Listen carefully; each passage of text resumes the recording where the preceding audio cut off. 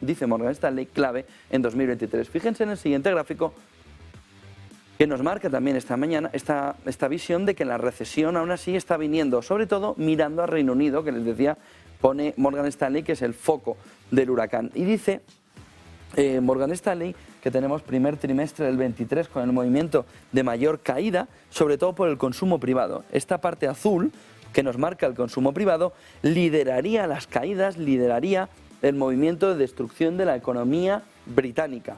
Menor consumo privado, llevando a la recesión en un trimestre, en 2 trimestres, para quedarse plano en el tercero y tener un poquito de aire en el cuarto del 23. Y ya en el primero del 24 recuperar algo de tono, pero en el 0,5 máximo, 0,3, 0,5%, la economía británica, que estaría, como les decía, según Morgan Stanley, en el foco total. Fíjense en este otro gráfico, porque dice la renta disponible de los hogares británicos, con el movimiento de subida de tipos de interés, con el movimiento inflacionario hacia arriba, lleva a que esta caída de los ingresos de los ciudadanos británicos ponga en el foco que la economía británica va a estar más deteriorada que el conjunto de la economía. Lo ven ahí en la imagen, ese destacado que hace Morgan Stanley nos marca de manera muy clara cómo ahí estaría el foco, la clave de por qué la economía británica se va a una recesión mucho más profunda que el resto. Y es que los hogares tienen deteriorado la cantidad de dinero que tienen en el bolsillo. Vamos, para no utilizar eufemismos, que se están empobreciendo los británicos. Y en ese movimiento de empobrecimiento hay un menor consumo hasta que se vuelva a estabilizar otra vez la cantidad de producto a la venta. Dirán, ¿por qué? Miren lo otro que cae aquí, en amarillo. La cantidad de inventarios que están puestos en el mercado, que caen de una manera muy agresiva. Este movimiento aquí, en naranjita o en beige o como sea, este color, amarillico.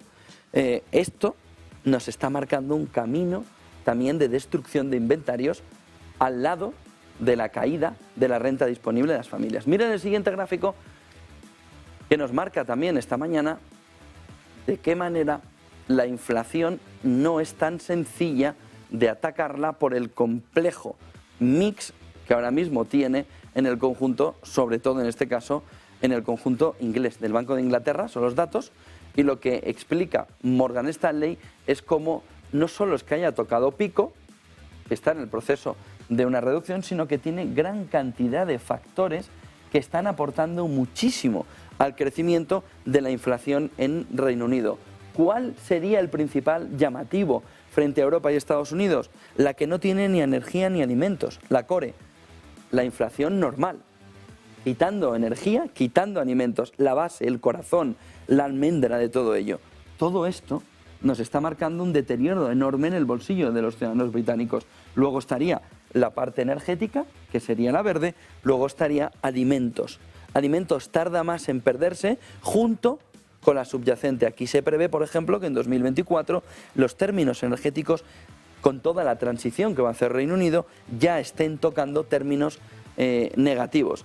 Y luego la expectativa, sobre todo en los últimos meses, frente a lo que se esperaba, fíjense cómo siempre ha estado por encima el dato final frente a la expectativa que se esperaba que marcara la economía británica. La verde es como esperábamos la inflación, la azul es como finalmente se ha comportado a pesar de los datos que estaba dando el Banco de Inglaterra. Miren el siguiente gráfico, que nos marca también a estas horas cómo el mercado laboral es una de las claves fundamentales. Lo vimos ayer en Estados Unidos, lo vimos también en Europa. Esta visión de Reino Unido nos marca en la comparación frente a la eurozona y a Estados Unidos un comportamiento de Reino Unido en el que ya empieza a perder por el camino parte de esa tasa de participación que era importante entre los 16 y los 64 años. ¿Qué significa esto?